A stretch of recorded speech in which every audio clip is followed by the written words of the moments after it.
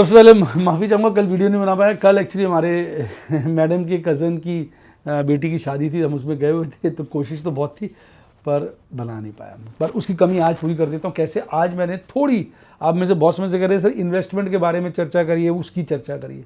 और दूसरा, मैंने आज बहुत पहली बार एक ऐसा पॉइंट डिस्कस किया है जिसमें बताने की कोशिश कर रहा हूँ कि मुझे क्यों लगता है कि बाज़ार 20,000, 20,500, 21,000 का लेवल काट सकता है। मतलब अभी और बहुत गुंजाइश है।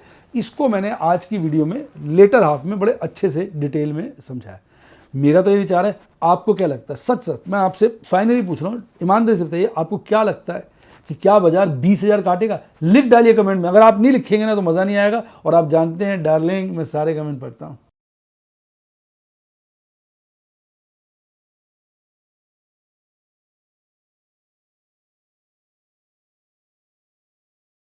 शेयर बाजार में एश्योर्ड या गारंटीड प्रॉफिट की उम्मीद नहीं रखनी चाहिए, या कभी भी किसी भी वक्त कोई भी अनएक्सपेक्टेड इवेंट की वजह से बहुत बड़ा घाटा हो सकता है, जिसके चलते आदमी की सारी पूंजी तबाह हो सकती है और वो फेल भी हो सकता है। शेयर बाजार बहुत ही खतरनाक जगह है। यहाँ एक भूल ही फाइनेंशियल तबाही के लिए काफ़ी है।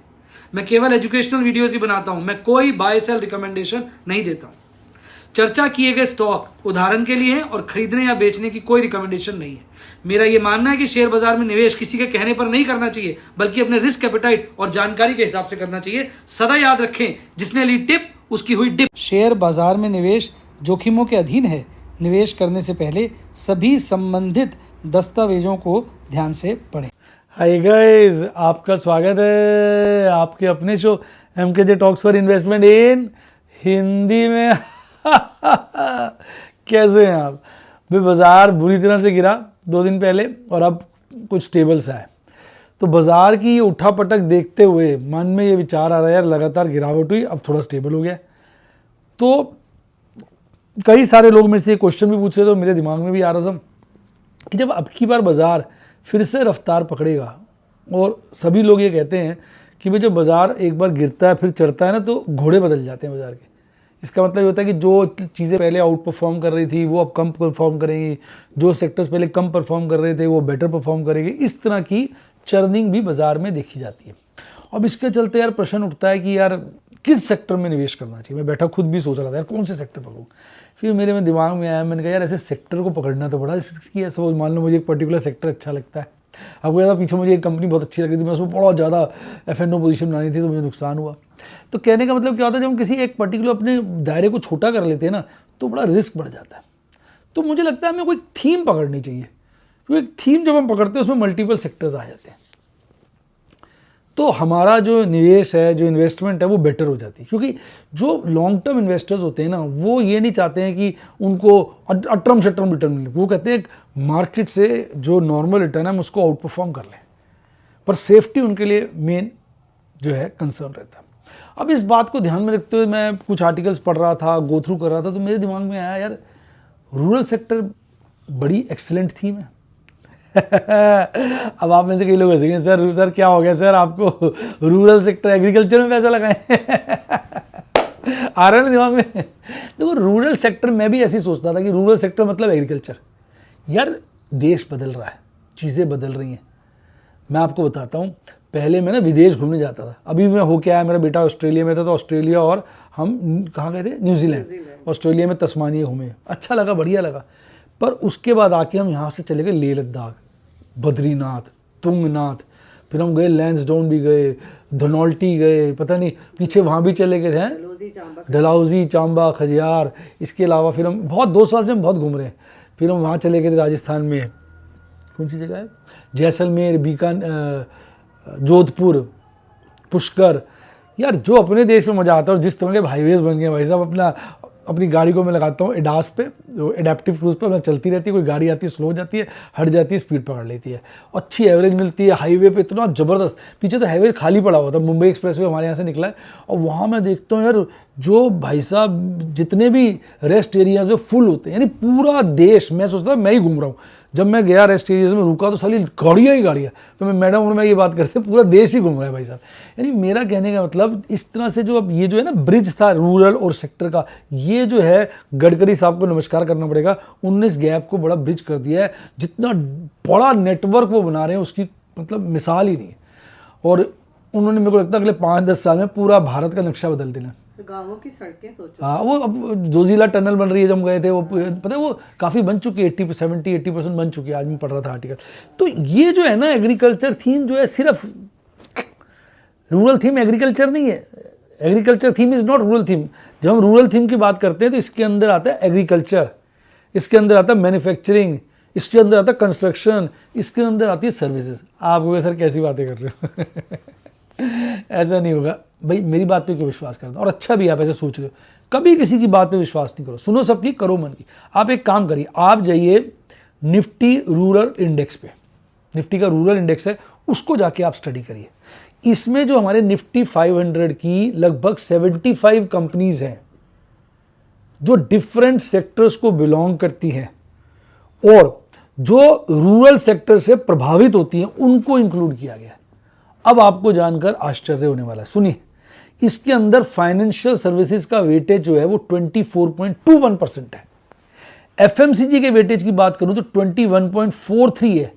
ऑटोमोबाइल एंड ऑटो कंपोनेंट का 17.39 है। टेलीकम्युनिकेशन का 9.61 है। पावर का 8.55 है। कंस्ट्रक्शन मटेरियल का 6.84 है। कंज्यूमर ड्यूरेबल्स का 6.4 है। कैपिटल गुड्स का 3.19 है और आपका केमिकल्स का 1.64 है और कंज्यूमर सर्विसेज का लगभग 0.5 है और मीडिया एंटरटेनमेंट एंड पब्लिसिकेशन का जो है 0.24 है। यानी ये थीम जो है नैरो थीम नहीं है, ये बहुत ब्रॉड बेस्ड थीम है। मैं आपको बताता हूं, आजकल हम जाते हैं, मैडम आप मेरी बात से इत्तेफाक रखते नहीं, मैंने तो आपको कई बार दिखाया है, हाईवे पे जो ढाबे वगैरह बने होते हैं ना, तो कई बार हम जाते हैं तो जैसे वॉशरूम जाना है तो उनका वॉशरूम पीछे होता है, या ऐसे ही हम कई बार निकल के पीछे चले जाते हैं, थोड़ा सा रिलैक्स के मूड से हम रुके होते हैं। ये मैं बता रहा हूँ, आप मेरे को जान के हैरानी, वो सब जगह सोलर लगा होता है मैडम? बिल्कुल बिल्कुल देखा हमने। सोलर लगा होता है।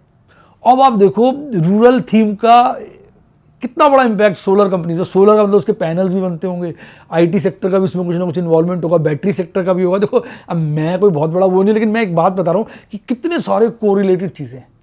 और जब रूरल इनकम बढ़ती है तो वो भी तो उनको भी तो गाड़ियाँ चाहिए। मोटरसाइकिल वाले तो यही कहते हैं कि यार रूरल ग्रोथ हो जाए तो हमारी मोटरसाइकिलें बिकेंगी। तो जो रूरल थीम है ना, वो बड़ी बड़ी ब्रॉड बेस्ड थीम है। अब मैं आपको रूरल एरियाज की, रूरल सेक्टर कुछ फैक्ट्स बताता हूँ। इंडिया की पॉपुलेशन कितनी है? लगभग 1.43। इसमें जो रूरल पॉपुलेशन है वो 0.92 बिलियन है। 1.43 बिलियन में रूरल पॉपुलेशन जो है 0.92 बिलियन है, जो लगभग 2/3 से थोड़ी कम है। बहुत बड़ा हिस्सा है। इनको भी मोबाइल चाहिए। और बताओ, मैं हम घूम रहे थे वहाँ पर, कहाँ पर, न्यूजीलैंड में, वहाँ ना 100-100 200 किलोमीटर तक मोबाइल नेटवर्क नहीं होता था, क्योंकि उनकी पॉपुलेशन ही कुछ नहीं है। वो मोबाइल नेटवर्क कैसे करेंगे? उनको सब्सक्राइबर नहीं मिलते। और हम इंडिया में घूमते तो साला कहीं चले जाओ, इवन लेह लद्दाख में भी मुझे ओवरऑल नेटवर्क बहुत अच्छा मिला था। 0.92 बिलियन है, मिलियन है? बिलियन। एक बार मिलियन बोला, एक बार मिलियन बोल दिया? नहीं एक बार मिलियन। चलो कोई बात नहीं, ठीक है। 1.43 बिलियन में से जो हमारी रूरल पॉपुलेशन है वो 0.92 बिलियन है, जो लगभग 2/3 से थोड़ी कम है। तो यानी बहुत बड़ा चंक जो है हमारा गाँव में बसा हुआ है, रूरल एरियाज में बसा हुआ है। अब रूरल जो सेक्टर है वो हम इंडिया के कंजम्पशन में 50% का कंट्रीब्यूशन देता है। और जो कंट्रीब्यूशन जो पर कैपिटा इनकम है वो है $2000 की। तो ये डाटा छोटा नहीं है। इसके अलावा टोटल जीडीपी में जो रूरल सेक्टर का कंट्रीब्यूशन है वो लगभग 46% है। और एक मजेदार बात बताता हूं इसके कनेक्टेड, कि जो रूरल जीवीए है, जो मैंने बताया ना उसका कंट्रीब्यूशन तो बहुत अच्छा है। उस रूरल जीवीए का अगर आप कंपोजिशन देखेंगे तो 93-94 में लगभग 56% आता था एग्रीकल्चर से और 44% आता था नॉन एग्रीकल्चर से। अब गैस करो अब क्या इसकी पोजीशन है। 21-22 का डाटा बता रहा हूं साहब, इसमें नॉन एग्रीकल्चर का शेयर बढ़कर 60% हो गया, एग्रीकल्चर का शेयर बढ़कर 40% हो गया। और मुझे लगता है ये ट्रेंड लगातार चलेगा। तो रूरल थीम बहुत ब्रॉड बेस्ड है। और रूरल थीम में जैसे मैंने आपको कुछ बताया, एग्रीकल्चर बताया, एफएमसीजी बताया, कंज्यूमर ड्यूरेबल्स बताया, बैंकिंग बताया, ये सब रूरल थीम का पार्ट है। तो अब इनके बारे में बताता हूं। देखो, एग्रीकल्चर जो है हमारे जीडीपी का 16% कंट्रीब्यूट करता है और 41.5% लोग एग्रीकल्चर रिलेटेड एक्टिविटीज़ में एम्प्लॉयड है। बहुत बड़ा चंक है। यहाँ से जब डिमांड आएगी तो सोचो कहाँ पहुँचेंगे। और भाई साहब अपने जो अंबानी साहब हैं, उनसे बड़ा बिजनेसमैन कौन होगा? उन्होंने पूरे इंडिया में अपनी केबलिंग कर दी है, सब जगह मिलेगा आपको उनका नेटवर्क। कारण क्या है? उनको पता है कि भैया नेक्स्ट जो है डिमांड जो है, जो नेक्स्ट ग्रोथ आने वाली, वो रूरल सेक्टर बहुत बड़ा ग्रोथ कर सकता है। और गवर्नमेंट का भी इसके ऊपर बड़ा फोकस है। कारण के इतने सारे इलेक्शन आ रहे हैं। अब इलेक्शन में वोट लेने तो भी वोटर्स को जो चाहते हैं देना पड़ेगा। और मेजर वोटर हमारा कहाँ बैठा है? रूरल में। शहरों वालों की तो मजे करा दी है, अब रूरल वालों के नंबर आ रहा है। और सरकार की अफोर्डेबल स्कीम, हर घर टॉयलेट, हर घर गैस, इस तरह की जितनी भी स्कीम्स हैं, ये सारा का सारा आप सोचो कहाँ से आ रही है ग्रोथ। तो आने वाले वक्त में जैसे जैसे रूरल इनकम बढ़ेगी, ग्रोथ पे बहुत ज़्यादा इम्पैक्ट पड़ेगा। हमारे इस थीम का भी बहुत बड़ा कंट्रीब्यूशन रहेगा। अब एफएमसीजी की बताता हूँ। ये जीडी में 4th लार्जेस्ट कंट्रीब्यूटर है। इसमें 30 लाख लोग ऑलमोस्ट एम्प्लॉयड हैं। और इसका 16.34 लाख करोड़ रूरल मार्केट से बाय 2025 का टारगेट है, उम्मीद है, एक्सपेक्टेशन है। कंज्यूमर ड्यूरेबल्स की बात करता हूं। इसका मार्केट कैप है 76,400 करोड़ का। और 5th लार्जेस्ट मार्केट बाय 2025 हो जाएगी ग्लोबली। और 10 से 20% इसकी भी सेल रूरल मार्केट से आती है। बैंकिंग की बात करता हूं। 56 रीजनल रूरल बैंक्स हैं, 96,000 रूरल कोऑपरेटिव बैंक्स हैं और 90% रूरल होम जो है उनका बैंक अकाउंट है। वो अभी तो मोदी जी ने शुरू किया था ना, भी डायरेक्ट सब्सिडी दे रहे हैं, बैंक अकाउंट खोलो, उसके चलते बड़े बैंक खुले। यानी भाई साहब अब असली जो मज़ेदारी आने वाली है ना, वो इस एरिया से आने वाली है। और इसके अलावा गवर्नमेंट की जो स्कीम्स चल रही हैं आजकल, जैसे make in India, PLI, national logistic policy, और सबसे मुझे अच्छी लगती है जी, पर्सनल मेरी फीलिंग है, दुनिया कुछ भी कहे, जो अपने गडकरी साहब का ये जो हाईवे का नेटवर्क है, इससे मुझको लगता है कि रूरल इंडिया और अर्बन इंडिया का डिफरेंस ब्रिज हो जाएगा। आप भी देखो, आजकल मैं देखता हूँ यूट्यूब पे बहुत सारे इन्फ्लुएंसर्स हैं जो गाँव से हैं, उनकी वीडियोस के भी बड़े अच्छे व्यूज़ आते हैं, वो भी आजकल वीडियोस बनाते हैं। अब मैं जाता हूँ कई बार, मैं उस दिन मंदिर में गया था, तो कहाँ गए थे वो, मोरनी हिल्स गए थे। मैं एक मंदिर में विजिट कर रहा था, तो बच्चे बैठे थे, तो मेरे को गाड़ी पार्क करनी थी। मैंने कहा यार कहीं ना ये मेरी गाड़ी जो है कुछ गड़बड़ ना कर दे, बच्चे से बैठे हैं। मैंने कहा बेटा मैं नीचे चले जाऊँ मंदिर में? बोले हाँ। मैंने कहा मैं अपनी गाड़ी पार्क कर दूँ तो आप देख लो, कोई दिक्कत तो नहीं है? आप कहते नहीं अंकल कोई दिक्कत नहीं, आप चले जाओ। मैंने कहा बेटा मैं से यूट्यूब पे मेरा चैनल भी है, आप मेरी गाड़ी का ध्यान रखना, तो मैं इस बात का जिक्र करूँगा। देखो आज कर भी रहा हूँ वैसे, तो उस वक्त किया थी नहीं, मुझे याद नहीं, पर आज तो कर ही रहा हूँ।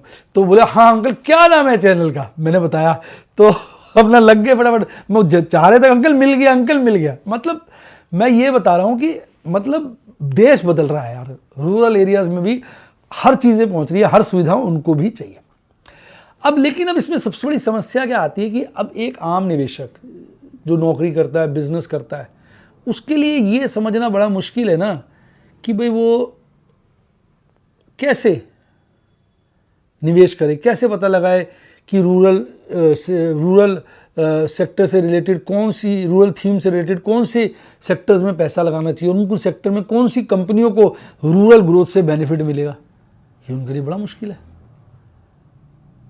तो देखो मैं भी समझता हूँ, या तो इसके लिए आप वीडियोस वॉच करो, मतलब वीडियोस कह रहा हूँ, वीडियोस भी सभी कुछ टीवी पे देखो, बिजनेस चैनल्स देखो, सबके ओपिनियन सुनो, अपनी रिसर्च करो, गूगल करो और पता लगाओ, रिपोर्ट्स पढ़ो।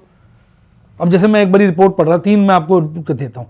हिंदुस्तान यूनिलीवर का मैं पढ़ रहा था, उनके रोहित जावा साहब हैं, MD जो हैं हिंदुस्तान यूनिलीवर के, उन्होंने बड़ी अच्छी बात की। उन्होंने बोला कि भाई rural growth is consistently coming back and increasing gradually above urban growth. ध्यान दीजिए, now for at least a few quarters. तो इनको लगता है कि भाई रूरल ग्रोथ वापस आ रही है और अर्बन ग्रोथ को आउट परफॉर्म कर रही है, अगले कुछ क्वार्टर्स तक ऐसा रहेगा। अब हीरो मोटर कॉर्प का मैं पढ़ रहा था, हीरो मोटर कॉर्प ने 10,000 करोड़ का रेवेन्यू निकाला, 36% उनके प्रॉफिट बढ़े, और उनकी जो डिमांड है रूरल अर्बन से दोनों आई, पर वो मान रहे हैं कि हायर कहाँ से आई है, रूरल साइड से। और ये कहना है निरंजन गुप्ता जो चीफ एग्जीक्यूटिव ऑफिसर हैं हीरो मोटर कॉर्प के। तो ये सब चीज़ें पढ़ो, आप इन्फॉर्मेशन मिलेगी, कौन सी कंपनी क्या कर रही है, उसको क्या एक्सपेक्टेशन है।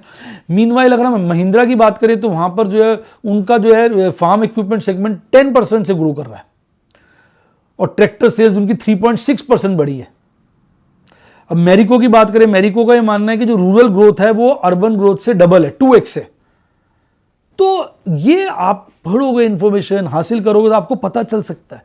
लेकिन वही बात है, आम आदमी कहता है सर आपने बता दी, हमने सुन लिया, अच्छा लग रहा है, आप लिए कर ली सर, तो कैसे आदमी निवेश करे? तो भाई उसका लिए तो मैं यही कह सकता हूँ, भाई आप अपनी रिसर्च करें, या फिर आप क्या करें, अगर आपको इस थीम पर विश्वास है। देखो पहली बात मैंने बोला, इससे आपको कभी भी इसको एक इन्फॉर्मेशन की तरह लेना चाहिए। I am not recommending you anything, मैं नहीं कह रहा हूँ इसमें करो इन्वेस्ट, मैं आपके साथ सिर्फ इन्फॉर्मेशन शेयर करो। जिस चौपाल पे बैठते थे ना बड़े बुजुर्ग, अपनी अपनी कहानियां सुना देते थे, तो लोग सुनते थे, उनको पता चलता था। मैं भी सच में ऐसे करता हूँ, मैं लोगों से पूछता हूँ यार कौन सा सेक्टर भागेगा, कौन सी कंपनी में पैसे लगाऊं, कौन से 2 व्हीलर में अच्छी कंपनी, कौन से 4 व्हीलर्स में अच्छी कंपनी। मैं आपसे भी पूछता रहता हूँ वीडियो के अंदर, आप अपना कमेंट में लिखो। मैं भी सबसे इन्फॉर्मेशन गैदर करता हूँ, आपको भी गैदर करनी है। हर चीज़ को इन्फॉर्मेशन की तरह लोग सुनो, सबकी करो मन की। तो आप जो म्यूचुअल फंड है, अगर आपको रूरल सेक्टर थीम पर विश्वास है, तो जो म्यूचुअल फंड आपको ऐसे कई मिल जाएंगे जो रूरल थीम पर बेस्ड है। आप उनका रिकॉर्ड देखो, उनको ट्रैक करो, उनके डॉक्यूमेंट्स को पढ़ो। अगर आपको लगता है वो आपकी थॉट के हिसाब से हैं, तो आप उसमें निवेश कर सकते हैं। और एक इन्फॉर्मेशन के लिए मैं आपको बता रहा हूँ, इस वक्त ICICI prudential rural opportunity fund का NFO आया हुआ है, और ये भी जो है बेसिकली इसका बेंचमार्क वही है निफ्टी रूरल इंडेक्स। और ये बहुत ही ब्रॉड बेस्ड इन्होंने इन्वेस्टमेंट करना है। जो मैं आपको बताता हूँ, जो इन्वेस्टमेंट होगी जैसे ऑटोमोबाइल, ऑटो कंपोनेंट में, कैपिटल गुड्स में, कंज्यूमर ड्यूरेबल्स में, कंज्यूमर सर्विसेज में, मीडिया एंटरटेनमेंट पब्लिकेशन में, पावर में, केमिकल में, FMCG में, टेलीकम्युनिकेशन में, कंस्ट्रक्शन में, फाइनेंशियल सर्विसेज में, agri and agriculture, agri processing industries के अंदर इनका निवेश होगा। यानी वही हो गया जो मैंने आपको बताया था ना, निफ्टी बेंचमार्क में।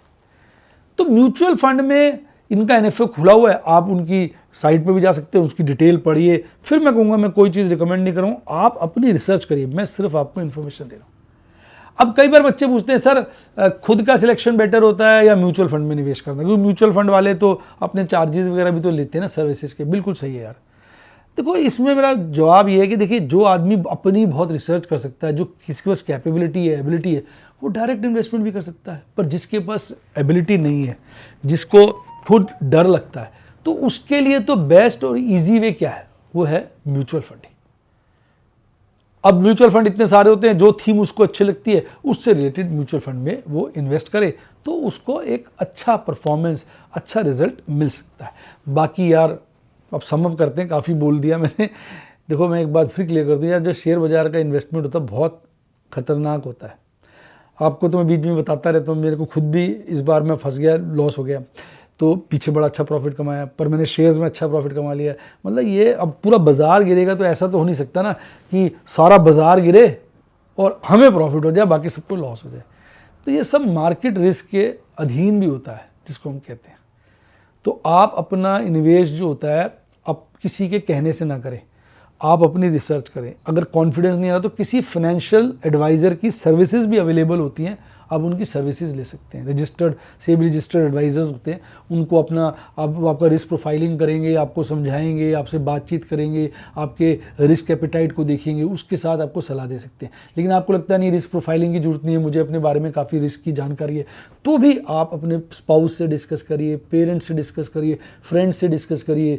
मेरी जैसे आपने वीडियो देख रहे हैं, ऐसे कई औरों की वीडियो देखिए, बिजनेस चैनल्स देखिए, गूगल करिए, यूट्यूब पे बहुत मटेरियल आपको मिल जाएगा, गूगल पे मिल जाएगा। वो सब करके ना आप फिर निवेश करिए। पता क्या होता है, जब हम अपनी कॉन्फिडेंस के साथ निवेश करते हैं, अब बाजार गिर रहा है, मैं तो अभी भी निवेश कर रहा हूँ क्योंकि मैं अपनी रिसर्च, अपने कॉन्फिडेंस से निवेश कर रहा हूँ। अगर मुझे कॉन्फिडेंस आ रहा है, अगर मैं किसी के कहने से निवेश कर दूंगा ना, वो चीज़ गिरेगी तो मैं घबरा जाऊंगा, कांप जाऊंगा, यार मैं तो फंस गया, मुझे तो पता ही नहीं। जब हमें पता होता है, मैं गिरता है, मुझे किसी चीज़ सेक्टर में कॉन्फिडेंस होता है, वो गिरता है, मैं और खरीद लेता हूँ, गिरता और खरीदता, मुझे कॉन्फिडेंस है ना, क्योंकि मैंने अपनी रिसर्च की हुई है, अपनी चीज़ों को समझा हुआ। कॉन्फिडेंस अंदर से तभी आता है जब हम अपनी रिसर्च करके, तैयारी करके निवेश करते हैं। और सदा कभी भी अपने रिस्क एपेटाइट से ज़्यादा रिस्क नहीं लेना चाहिए, उसमें दिक्कत होती है। कैश मैनेजमेंट करके चलना चाहिए। भाई मैं इसी तरह की आपसे बातें कह सकता हूँ। आइए चर्चा को आगे बढ़ाते हैं। भाई अब मैं आपको ये बताना चाहूँगा कि भाई मुझे पर्सनली क्यों लगता है कि बाज़ार जो है आने वाले वक्त में गिर सकता है। अब कल तो मैं वीडियो नहीं लेके आ पाया था, पर डाटा मेरे पास सारा है, तो आप देखेंगे अगर, तो मैं आपको डाटा से समझाता हूँ। इधर देखिए आप, सबसे पहले F5 के डाटा को देखिए। भाई साहब रोज़ लगातार बिकवाली आ रही है। एक आध दिन थोड़ी बहुत कैश सेगमेंट में तो कम, पर स्टॉक फ्यूचर्स, इंडेक्स फ्यूचर में एक आध दिन खरीदारी आ जाती है।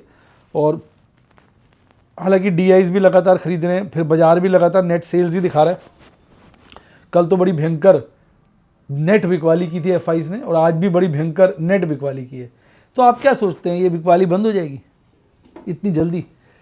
ये जो बीच में उछाल आता है ना, जिसपे हमें लगता है, अब जैसे मैं 2-3 दिन से ट्रेड नहीं कर रहा, तो बहुत सारे लोग पूछ रहे थे कि सर आजकल आप कुछ खरीदते नहीं है, कुछ करते नहीं है। मैंने कहा भैया मुझे लगता है बाजार गिरेगा, तो पर ये तो बाजार तो बढ़ रहा है। भाई बाजार बढ़ रहा है तो बढ़ने दो ना, ऐसा थोड़ी रोज़ गिरेगा। जब रोज़ गिरता है ना, आदमी काम नहीं कर पाता है। जब बढ़ता है तो उसकी उम्र जागती है, शायद बॉटम बन गया, शायद बॉटम बन गया, तो फिर वो क्या है, शेयर खरीदने की कोशिश करता है, और फिर खरीदते हैं ऊपर के रेट में। एफआई बड़े जो लोग मंदी देख रहे हैं वो ऊपर के रेटों में फ्यूचर काटते हैं, और फिर जब फ्यूचर अच्छे लेवल पे कट जाते हैं, उसके बाद वो स्टॉक की बिकवाली करते हैं। बाजार गिरता है नीचे के रेटों पे, तो वो जो है अपने फ्यूचर्स को स्क्वायर ऑफ कर लेते हैं। तो उनका नेट माल तो ऊपर के रेट पे कट गया ना। तो ये तो बाजार में चलेगा, आप ये मत सोचो ये नहीं चलेगा। तो ये बाजार में बाजार गिरेगा, चढ़ चढ़ के गिरेगा। भाई मुझे इसलिए लग रहा है क्योंकि बिकवाली इनकी बहुत समय से आ रही है एफआईज की। देखो हर चीज़ की एक हद होती है, बिकवाली एफआईज की रुकी नहीं रही है। पहले हम लोग अच्छे से संभाल पा रहे थे, पर हमारी संभालने की भी कैपेसिटी है ना।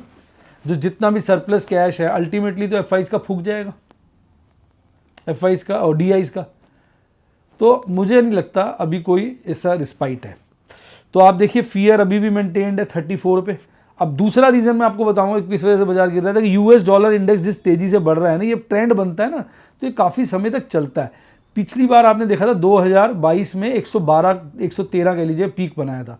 अब हमने पीक बना दिया लगभग 110 का। 110 पहुंचे तो नहीं है, पर यहाँ पर अगर आप देखेंगे तो लगभग 110 ही हो गया, नहीं 109.94। तो मुझे लगता है 112-13 का पीक कटेगा, और जो होते हैं ना रिकॉर्ड वो तोड़ने के लिए बनते हैं। एक बार 112-13 का पीक कट गया तो फिर लोग बात करेंगे 120 की। ऐसा भी हो सकता है, हालांकि मैं फिर बोल रहा हूँ मेरे ओपिनियन है गलत भी हो सकते हैं।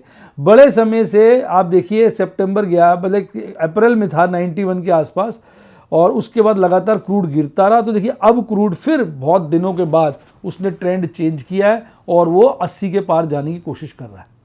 रुपया देखिए और लाइफ टाइम लो पे आ चुका है। अब होता है कि नेगेटिव बढ़ जाते हैं।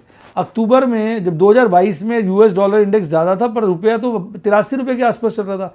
आज यूएस डॉलर इंडेक्स 109 है, पर रुपया तो 87 के आसपास पहुंचने की तरफ लगा हुआ है। ये अपने आप में नेगेटिव है।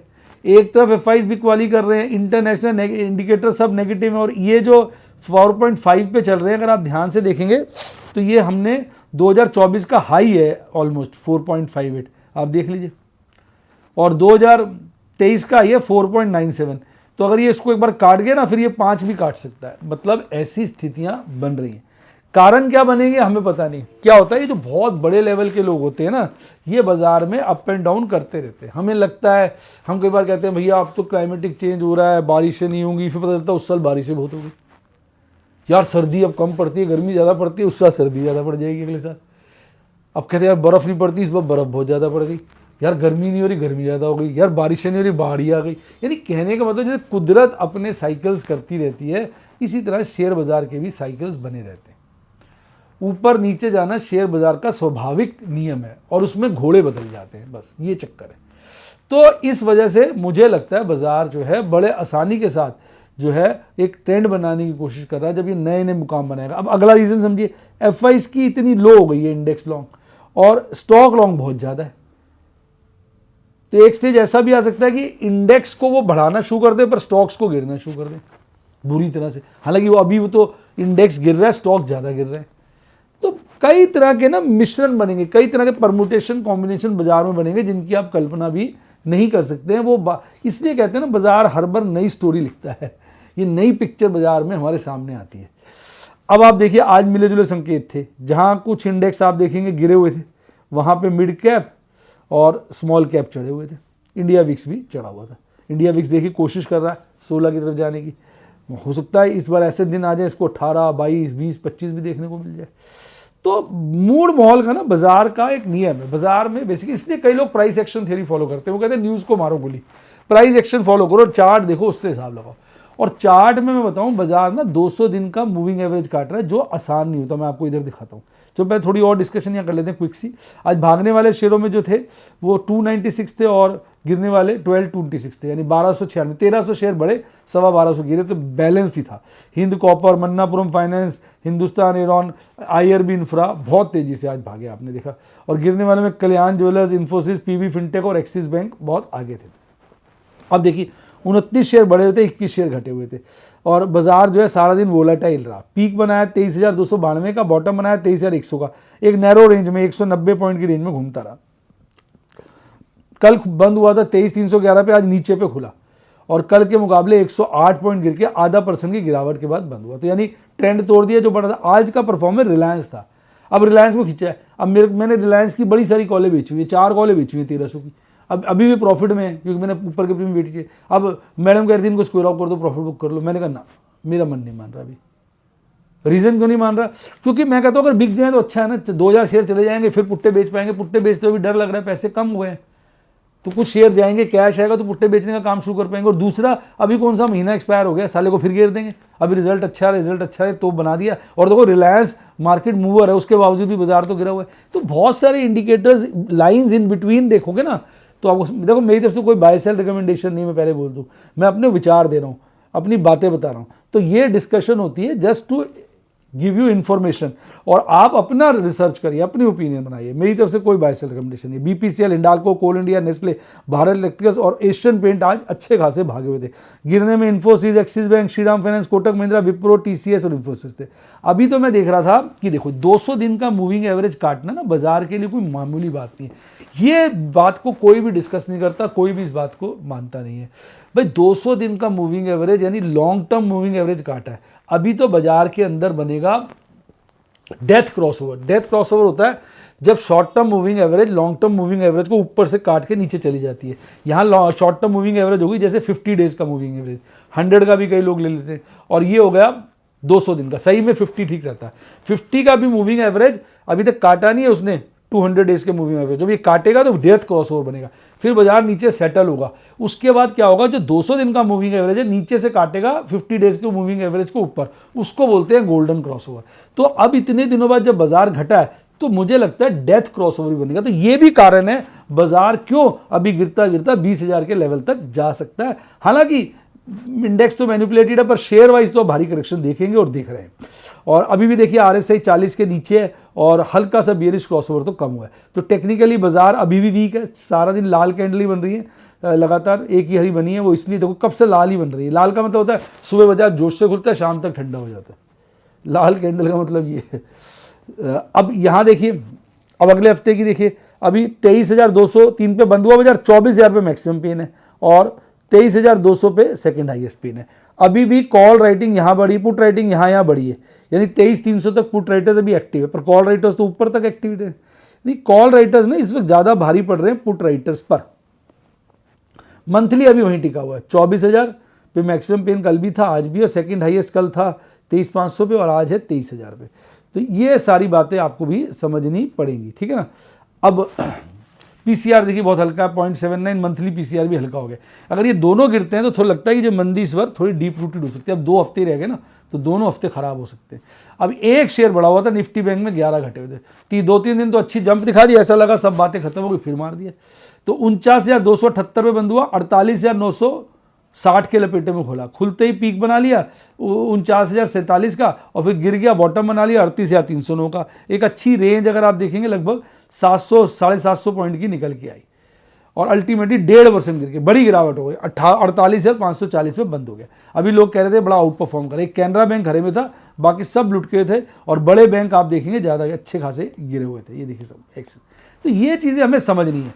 और देखो अब ये इसने थोड़ा दिन से बढ़ा, अब एकदम झटके से सब बराबर कर दिया, 3 दिन के लो पे आ गया, 4 दिन का लो बस। इस अभी तक ये सेकंड लोएस्ट क्लोजिंग, इसकी लोएस्ट थी, उसके बाद ये क्लोजिंग जो सेकंड लोएस्ट है। अब आप देखो आज की क्लोजिंग सेकंड लोएस्ट है, और बियरिश क्रॉसओवर थोड़ा कम हुआ, RSI अभी 40 के नीचे, और 200 दिन मूविंग एवरेज के नीचे ट्रेड कर रहे हैं, और डेथ क्रॉसओवर बनने के कगार पे है। तो ये डेथ क्रॉसओवर वाली बात को भी समझिए। और इसमें तो ज़्यादा मूवमेंट नहीं आती क्योंकि मंथली वाला है। 48,540 बाजार बंद हो, 51,000 पे मैक्सिमम पेन है, 50,000 पे सेकंड हाईएस्ट पेन है। कॉल राइटिंग्स कॉल राइटर्स ज़्यादा एग्रेसिव है, पुट राइटर्स कम एग्रेसिव है, और कुल मिला के PCR भी 0.52 जो अपने आप में दर्शा रहा है लोएस्ट PCR है आज का। मैंने आज कोई ट्रेड नहीं किया, तो भैया ये है सारी कहानी। अब मैं तो आपको यही समझाने की कोशिश करता हूँ कि बाजार खतरनाक दौर से गुजर रहा है और ये कारण है जिनके बनते मुझे लगता है बाजार जो है इस बार 20 कह रहा हूँ, 20.5 21 कह लीजिए, वहाँ पहुँच सकता है। आपका क्या विचार है कमेंट में लिखिए। और अगर आपने डीमेट अकाउंट नहीं खुलवाया तो लिंक डिस्क्रिप्शन बॉक्स में, या मेरी टीम को कॉल करिए 70 11 323 077 70 11 323 077। और अगर टेलीग्राम चैनल ज्वाइन नहीं किया तो उसका लिंक भी डिस्क्रिप्शन बॉक्स में।